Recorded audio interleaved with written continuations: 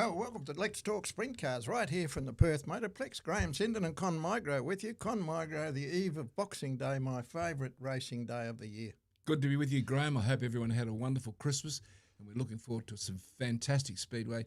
Just prior to coming on to air today, you showed me the lineup, and it's a pretty special lineup. I don't think you get much better anywhere in the world. Well, we'll get to that in a moment, but without doubt, this Boxing Day show at the Perth Motorplex is my favourite evening of racing of the season on any year. It's just so special. People are on holidays. There's a festive mood going around. There's some great competitors racing. There's a lot to race for. It's just so good, Con. Yes, it's stood the test of time, and of course a lot of big improvements have been made to the Motorplex since the last meeting, with the new stand being put up alongside of the new corporate boxes. There's a lot of work being done around the racetrack. Mikey and Gavin and his team have been working so hard on the track, and I think the stage is set, and it's about time we just go racing. Well, here we are, Friday, December the 26th, Boxing Day, Speedweek, the first night of Speedweek, and what a show we're in for. Not just sprint cars, Con, there's some good supporting acts this year. Yes, we've got some good speed cars and late models, and in all, it just promises to be it's a Boxing Day bonanza. That's what it's called, and that's what they'll get, and what we'll get. Yeah, Con. You mentioned what a field we've got, and I would have to say to you, Con, and viewers that are watching us now, that this field that Gavin and his team have assembled is the best field in Australia for a Boxing Day Sprint Car Speed Week series that I've ever seen. Well, I'd say for any race meeting at all, because, as you know, the Australian title is limited only to Australians. Not that that's a bad thing, but when you look at the class of the competitors, there's 15 international interstate drivers in this field, plus our own local drivers. The biggest field we've had in for a local show, and of course, I'd say, to answer your question, I think it's probably one of the biggest and best fields that's ever assembled on any Australian speedway for sprint cars. Now, when we go back to that slide, Con, I mean, there are, I haven't done the count there, but there's about 13 or 14 cars that are going to miss out on the feature race if Gavin or the team decide on a 28-car field. If it goes back to 24 cars, then possibly up to 15, 16 could miss out. So how important is it now for these guys to ensure they qualify well, they do their heats and dashes to get up front on the feature race and make sure they get into the feature race? That's right, and you're dead right. This is when we'll really see what the improvements, what is required to, say, qualify well and then do your heats well. And, of course, then the rest will look after itself. If you've had a bad qualifying, you could be sitting in the crowd spectating the last show. How annoying would that be? And things happen, Con, don't you? I mean, you still might be a fast car, but you might have an accident or a crash or whatever, and sideline your car or yourself. You might do an engine damage, so it's critical to hang in there and do what Dane Kingshot does very well. Just be there at the end. I call it drive to survive for him. He's such a good driver. He's very clever. He's a thinker. And, of course, we've got a lot of other local boys that are not far behind him. And then you take the visitors that are in the field. We know they're thinkers because that's why they're at the top of their game. And really, it's very hard to pick a winner out of any of these people, but the field is so special. Well, we'll have a look at that later in the program as well. But if we just look at James McFadden, the current Australian champion, and then we've got our own local lads, Dane Kingshot and Callum Williamson, sandwiched between them is Corey Day, the American. What a hot shot he is. And if you go down through that field, it just doesn't stop, Con. Americans, some Eastern States guys, Jock Goodyear, he's over here. How good is it? Well, you talk about James McFadden.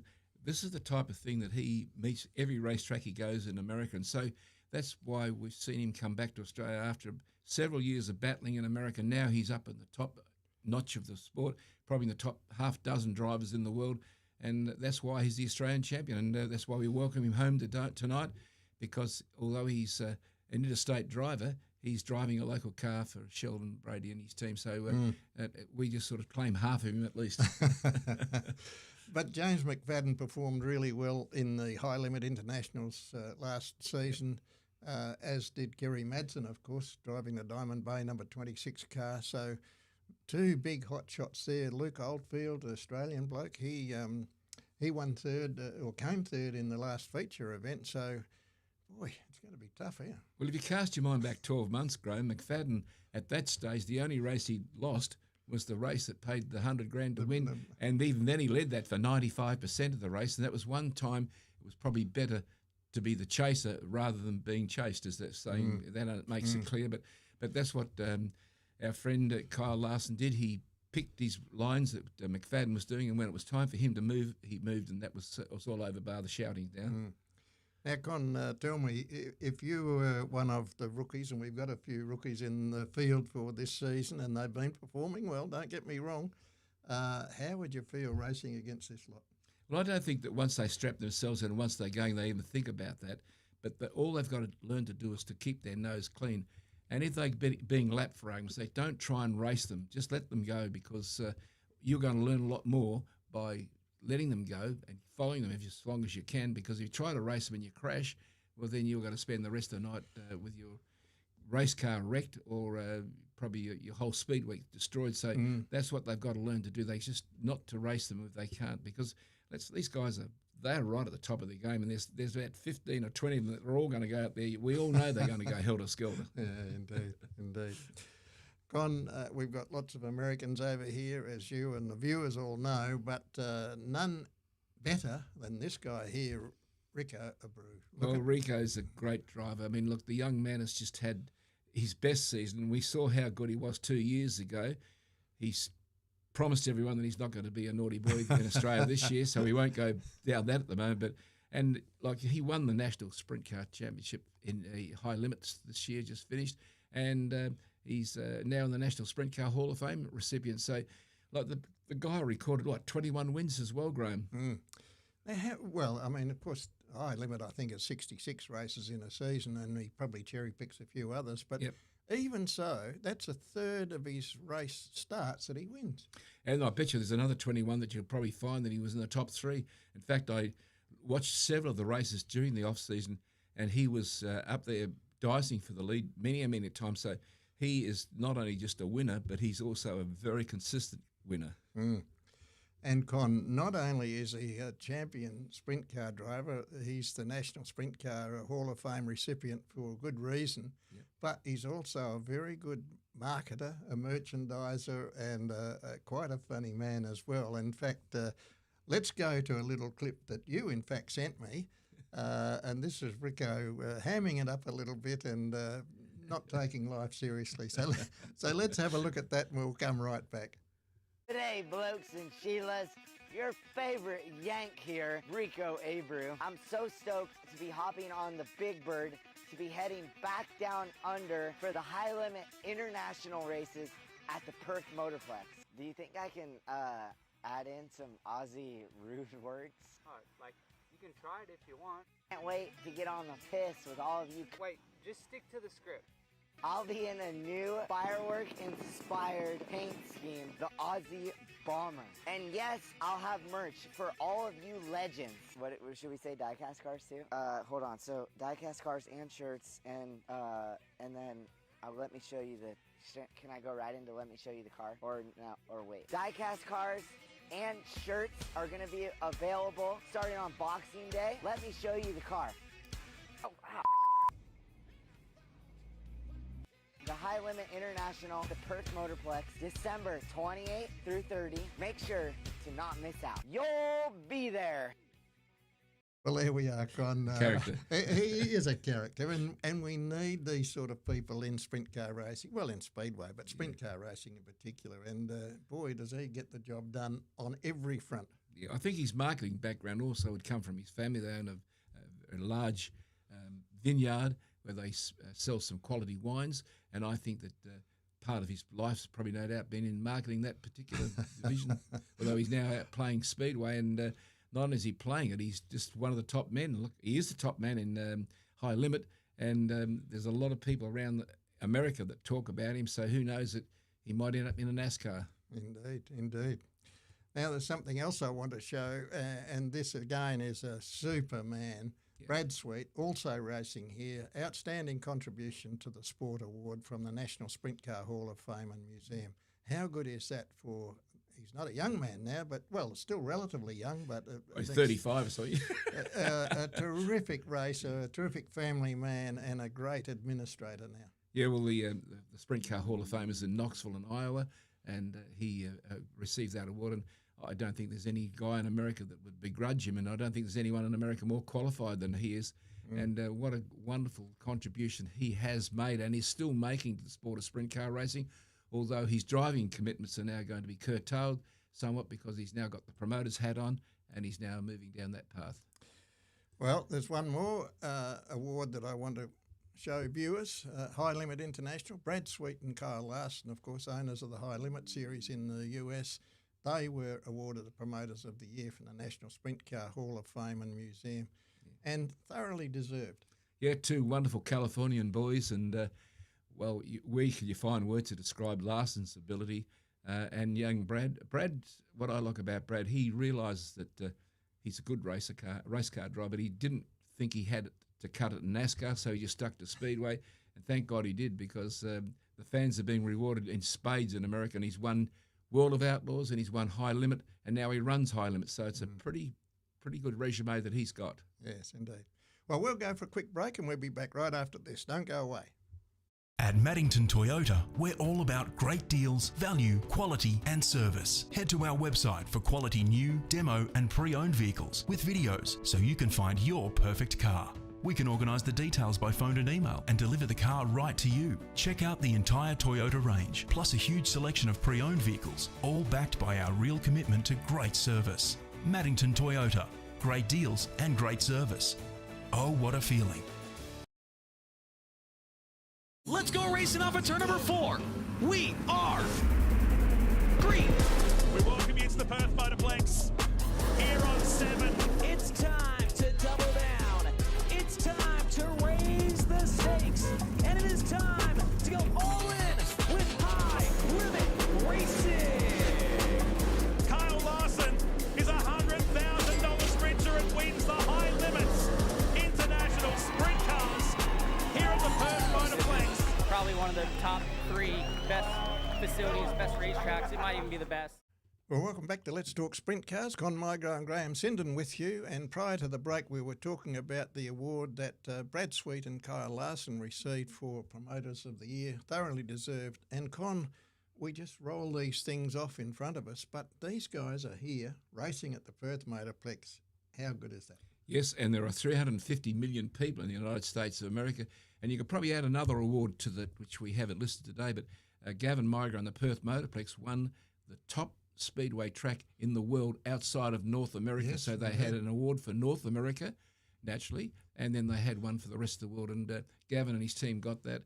And, of course, Larson and Sweet, I would suggest to say that played a big part of it, because their eyes were open big time here. And, in fact, we've heard Larson actually say on several occasions, being interviewed in America, he felt the Perth Motorplex was probably the best track he'd raced on, and even not probably the best track in the world. So that's a pretty big rap from a world-class champion like him. Absolutely. Now, talking about world-class champions, here they are again on a different slide, Con, Kyle Larson and Brad Sweet. I just wanted to go through some of these Americans in particular and just talk about their racing prowess for a moment, Con, and we'll go through all of the Americans that we've got here. But Kyle Larson, I mean, what can you say about him that people don't already know? He is an absolute superstar, isn't he? He is. Well, he's the highest paid driver in America for NASCAR and actually in Speedway. He loves Speedway, and he's given it a huge boost. Brad Sweet, his brother-in-law, how's that all in the family? What do they talk about on Christmas dinner? But there's Brad Sweet, very reserved young man, but sets in a race car and he stands 10 feet tall. And whilst he's going to now retire from full-time racing, he made a solid commitment to Gavin that he was going to race over here. He loves it, Perth here. And how lucky are we to be able to see him perform right in front of our eyes live? Yeah, and to cement that relationship with international drivers, it's a tradition that we've had for many, many years. It started back in the days of Claremont and the great Americans we've brought over the years, and it's paved the way for this to be happening. And now what's happening is a complete another level again. I mean, what we were doing at Claremont, that was pretty special, and it was. And at that day, that was at the highest level. Now this is another level again. And look at the venue. The venue is giving us what we did when we originally designed it. We sat down with the engineers and architects to design the place. We knew one day that this would happen, and it's taken some time, but we've got there. Absolutely. A couple of other boys now. A couple of average drivers. Cole and Carson Macedo, how good are these two blokes as well? They're just superstars. Well, they all are. All of the drivers that have come over here, they're not, as you often say, they're not over here for the sunshine and the weather. They're here to win running. Yeah, they stand on the gas, and not only they're good sprint car drivers, but a couple of fine speed car drivers. I think we've seen Carson come here and race in the speed cars. So they know the auto racing or the motor racing very, very strongly. Corey Day, Buddy Kofoid, the stars don't stop, do they? No, young Corey, the son of Ronnie Day, great American racer. Buddy Kofoid, well, we saw what he can do. And he just doesn't know this thing is an off switch. He just knows it's when the green light goes, the bull dust stops. Just getting back to Buddy, he had a big bell ringer not that many weeks ago. No, but you can see there's nothing of him. He's dusted himself up and start all over again. Boy, they're tough, aren't they? Yeah. A couple more great guys. Justin Whittle's already here, and he's had a bit of success down at Bunbury and here at the Perth And Albany. And Albany, I should have said, yes, indeed. And he's joined the Upside Down Club there. Yes. But fortunately for him, he ended up finishing in 5th position in the A main at Albany the other week after coming off the back of the day. I don't know a lot about Xavier Doney, but I do know he's a good driver because that's the reason he's coming here. Yes, indeed. Well, like you, Con, I don't know a lot about Xavier, but the reports are that he's a bit of a hot shot as well, as they all are. So you don't expect anything less from some of these guys, do you? No. Let's have a look at another couple now. Brock Zierfoss, again, he's been here for several meetings now. And Aaron Rutzel. Aaron is just a rocket ship. He doesn't know where the throttle off is. Sadly for poor old Aaron this year, he raced over half the season with a moon boot. Now, it's hard enough to race a car with two ordinary things.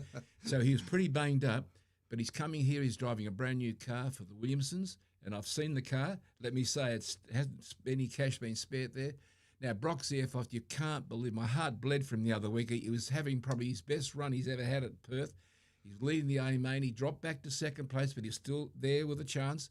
And all of a sudden, bang, and I thought it was a diff, but I found it was a lot worse than a diff, which is bad enough as it is, but a complete motor. That the reason he missed Albany, and now the Gold Star team are now putting a new motor in the car.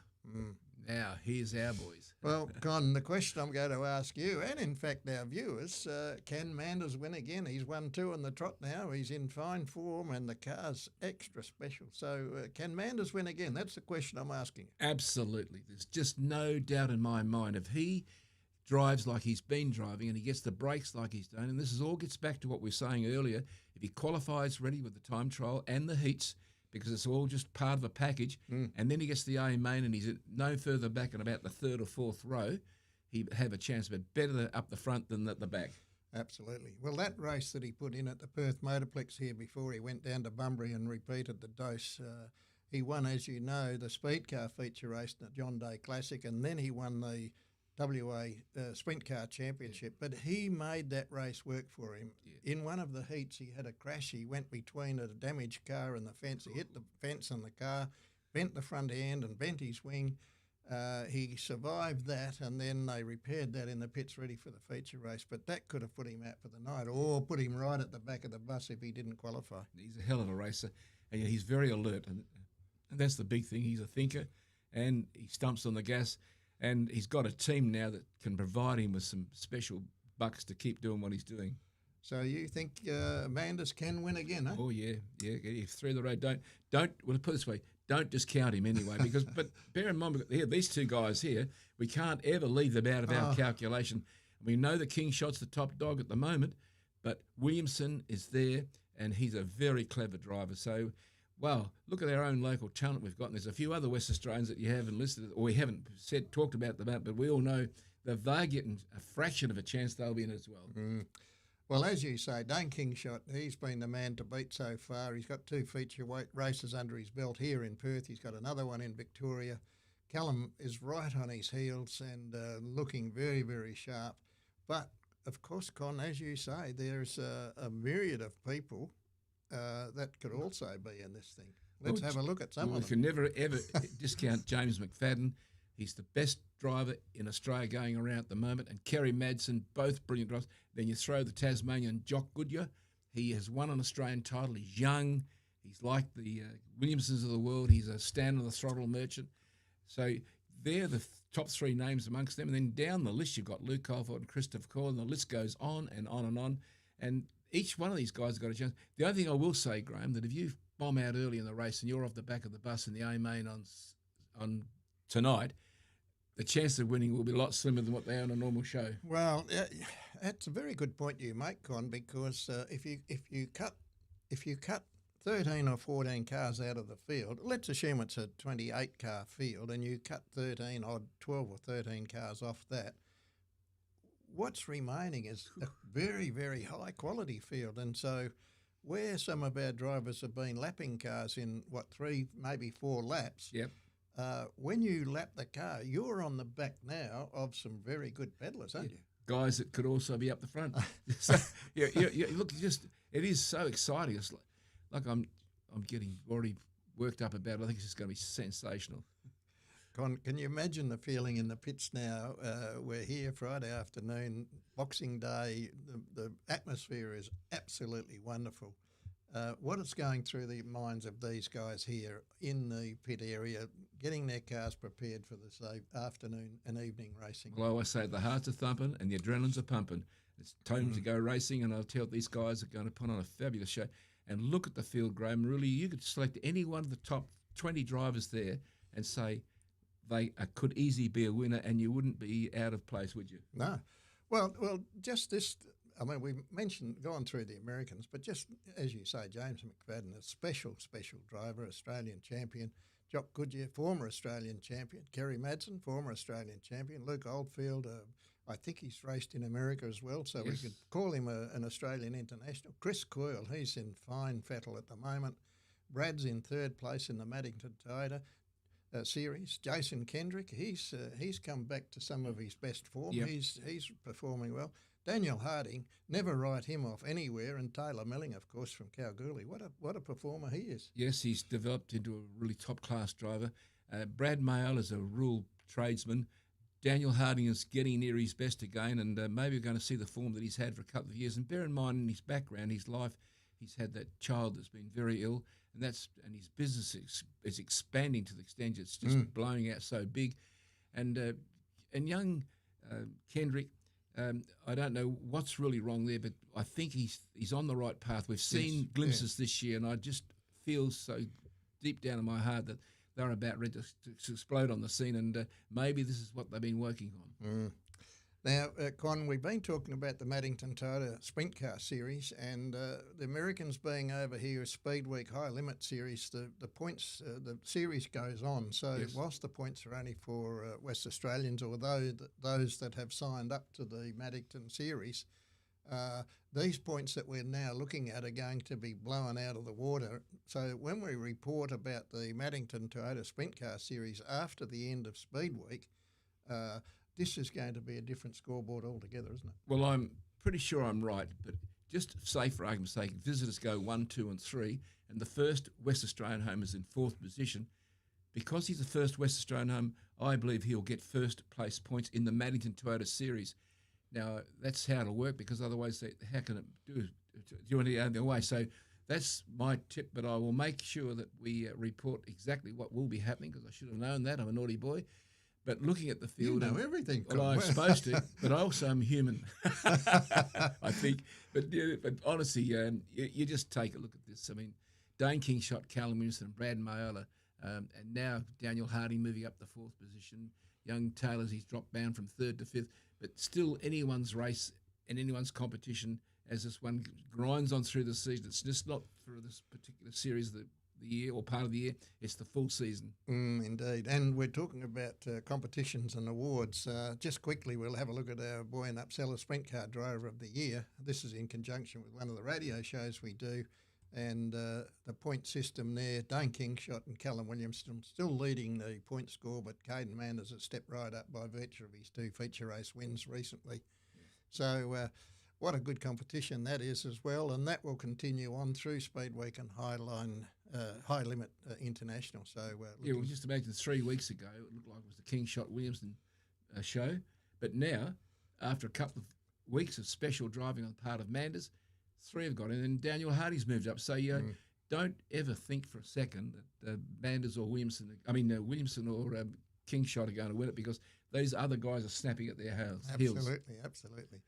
And Con, now we've got our Boxing Day show tonight, and as I say, it's my favourite event of the year, notwithstanding High Line Series, High Limit Series, and I've just put this up here, 28th, 29th and 30th. So we've got a lay day tomorrow, and then we're right back into it with 3 solid nights of sprint car racing.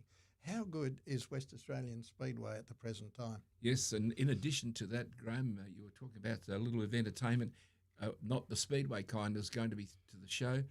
I know that already Gavin and his team have been out filming some special stuff, and they've got extra security to bring in the money, and it's just going to be more than just a Speedway event. It's going to be a happening, and that's the thing that I think the fans are going to come down. They're going to see more than motortainment. Well, Con, I've got here 28th is Oz Rock, 29th is Rockstar, and on the 30th is 80s Rock Revival. You would know all of those. Oh, absolutely. As a matter of fact, I was talking to a young nurse to me this morning. She comes to me, she says, Connie, she says, you've got my favourite band down the Motorplex.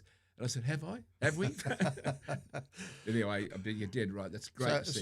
So that will be after the conclusion of racing on each of those 3 nights, 28th, 29th and 30 during the High Limit Racing Series, and it'll be on a race stage in the pit area. So if you into rock music and you want to listen to a bit of live music mixed with the drivers and fans, get up there and have a look. It's great entertainment, and part of what Gavin's doing for Speedway. It's motortainment, as you keep on saying, Con, isn't it? Yes, yes, Graham. And just while we've got the chance, just quickly, Con, a new record for the Tulsa Shootout. There are 1,939 cars nominated. Well, you better put your nomination, Graham, and make it 40. Can you believe that? Can you believe that? That is incredible. And supporting tonight's Boxing Day event is the first round of the Esslinger Triple Crown Con. Jake Andriotti from USA is driving Graham Jones' car.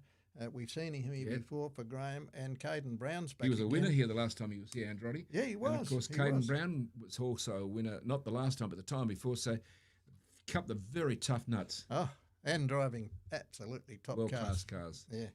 And in late models, Con, I just need to say Kyle Blight, Australian champions, nominated for late model racing tonight. Warren Oldfield, Jamie Oldfield back in the field again. How good is that? Michael Holmes, Ken McPherson, Joe Chalmers, former Australian champion, David Nylander, all in terrific form. So not only are you in for a treat with sprint car racing on Boxing Night here at the Perth Motorplex, but you're going to be treated with great speed car and late model racing. And the big question I ask you, Graeme, and you can't answer it tonight, I'm sure, but have the Oldfields brought back some special goodies so that the fans could see even an improved performance, because Warren has dominated so far this year. Could you improve the performance of Warren and Jamie? Really, they are sensational, and they give a little bit of horsepower away to some of these other blokes. I'm interested in having a look at Kai Blight's performance. He just cherry picks races these days. He comes from Albany, and he doesn't race every late model event, but when he does, boy, does he put on some performance. Well, one Powerball could probably solve that problem for him. Yes, he's only a young man. He's working for wages, but well, if we could see him here every week. Look, it's just going to be an awesome night. And I always say in my ads, you've heard over the years, bring someone to hold on to. You're here. So hang on to someone tonight, because you're going to see something pretty special. And this is just a prelude to what's going to happen over the next 4 days. And Con, do you just another question for you? Do you think today's heat is going to affect the performance of any of these guys? They're dressed up in fireproof suits, in their racing suits. Engines are not normally designed to run in this sort of temperature, but they adjust the fuel mix just so that that cools the engine a bit. But it's another element, isn't it? Yeah, it is an perspiration and all that sort of stuff. But I don't think so. And also, some of these guys have got the suits that have the cool walk going through them. I'm not too sure if the Speedway boys do it, but I know they do it in road racing. So, and you know what? When they're out and they're racing, they don't even know if it's hot or cold, because they're so intense. The adrenaline steps in, and wow, these guys will go racing. We're in for just something very special. I tell you what, I need one of those cool suits, Con, just watching the jolly racing. It's going to be so good. Look, we're obviously having fun here doing this program for you on the eve of the Boxing Day event, Con.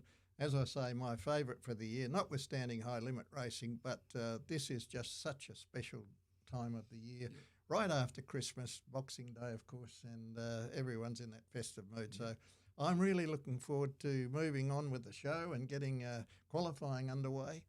And we're in for a real treat, I can promise viewers that. For sure, Graeme, it's great to be with you. It's great to have been with you once again, and I'm looking forward to, after tonight, the 28th, 29th and 30th of December, when we're going to get just a triple whammy of world-class Speedway. Well, Con, let me ask you if you can do one thing for us. In that little clip of Rico earlier, you heard him say you'll all be there. I think you better show him how it's done. You'll be there! There you go, folks. It's right here, Con MIgro, Mr. Speedway, teaching Rico Abreu a thing or two about how to do it in Australia. We're having a lot of fun. We hope you have fun and enjoy your night tonight right here at the Perth Motorplex, and we'll see you on the 28th, 29th and 30th for the High Limit International Series right here at the Perth Motorplex. Bye for now.